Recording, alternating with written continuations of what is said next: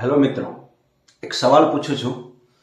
શું તમને એવું લાગે છે કે મારું મન એક સાથે ઘણા બધા કામમાં અથવા ઘણી બધી જગ્યાએ રોકાયેલું છે, અથવા કે આટલા બધા કામ માઇન્ડ કેવી રીતે કરી શકે? એક તરફ કામ છે, બીજી તરફ જવાબ આપવાના છે, ત્રીજી તરફ કંઈક અધૂરું છે એ પૂરું કરવાનું છે, ચોથી તરફ મન કહે છે કે હવે મને થોડી શાંતિ પણ જોઈએ છે. મતલબ મલ્ટિપલ જગ્યા પર મન ખેંચાયેલું છે. આવું થાય? પણ મનમાં શાંતિ આવતી નથી. મન ચારે બાજુ ખેંચાયા જ કરે છે. આવું કેમ થાય છે? એનું કારણ છે ખબર છે? કે મન છે ને વિખરાય છે અને પછી તમે એને અટકી જાઓ છો. આખું મનનું ચારે બાજુ એની એનર્જી વિખરાઈ જાય છે. તો હું તમને આ વિડીયોમાં ઓવર થિંકિંગ કે પ્રોક્રાસ્ટિનેશનને અલગ અલગ રીતે નહીં જોતા આપણે એ વાત કરીશું કે આના મૂળમાં શું છે. મન કેમ એક સાથે બહુ બધી જગ્યા પર ખેંચાય છે અને એમાંથી ઇન્સ્ટેબિલિટીનો જન્મ કેવી રીતે થાય છે, આપણે આ સમજીએ પહેલા. બરાબર છે? તમને પહેલી વાત એ છે કે મન એક સાથે એક કામ કરવા માટે ભગવાને બનાવ્યું છે. એકી સાથે અનેક કામ મન કરવા માટે બન્યું જ નથી. પણ આજે આપણે મનને એક સાથે ઘણા બધા રોલ આપી દીધા છે. ઘણા બધા રોલ એટલે કયા કયા રોલ આવે? કામ કરવું, યાદ કરવું, કોઈને જવાબ આપવા, પછી કોઈ વસ્તુ પ્રોટેક્ટ કરવી, આગળનું શું થશે એનું મતલબ ભવિષ્યનો વિચાર કરવો, કોઈને ઇમ્પ્રેસ કરવા. આ બધું જ એક સાથે મનને આપણે કામ આપી દઈએ. મન કહે હું બધું સંભાળી લઉં, પણ અંદરથી ઓવરલોડ થઈ જાય છે. ના નથી પાડતું મન, પણ શું થાય, બહુ ઓવરલોડ થઈ જાય છે. જ્યારે મન છે ને ચારે બાજુ ખેંચાય કે આ કરું કે આ કરું, આ કરું કે આ કરું, આવું જ્યારે થાય ત્યારે સ્ટેબિલિટી તૂટે છે. હવે ઓવર થિંકિંગ અહીંથી શરૂ થાય છે. જ્યારે મનને એકથી વધારે ડાયરેક્શન મળે ને ત્યારે શું કરે છે ખબર છે? એ વિચાર કરે છે કે પહેલા કયું કરું, આનું ઇમ્પોર્ટન્ટ વધારે છે કે આનું ઇમ્પોર્ટન્ટ વધારે છે.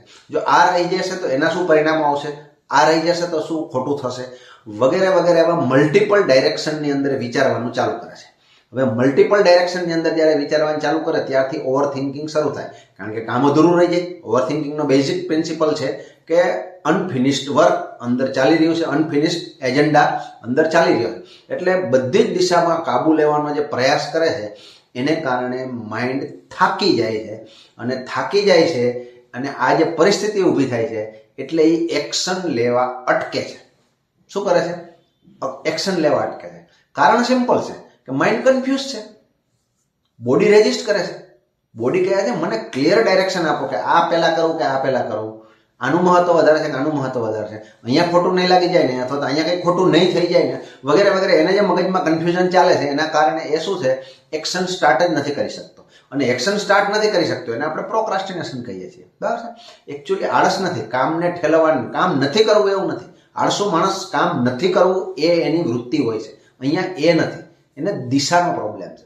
એને સિમ્પલ એક ડિસિઝન જોઈએ છે કે મને અત્યારે આ જ કરવાનું છે.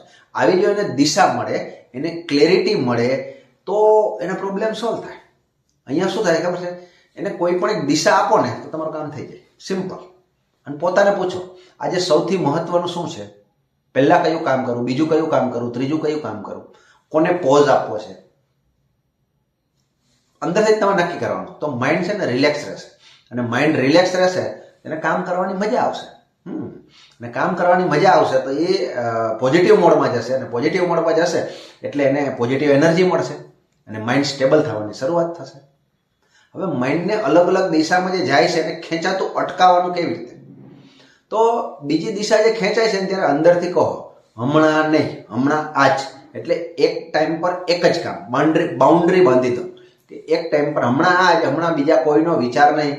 આ પતે પછી બીજાનો વિચાર કરશો તો મન ડાયું છે, માની પણ લેશે. બાઉન્ડ્રી તમે ના બાંધો ને તો જ મન બગડે. તમે બાઉન્ડ્રી બાંધો ને તો તમારી વાત સાંભળવા લાગે. પછી શું છે ખબર છે? ત્રીજી વાત, સ્ટેબિલિટી પાછી લાવવી હોય તો શું કરવાનું?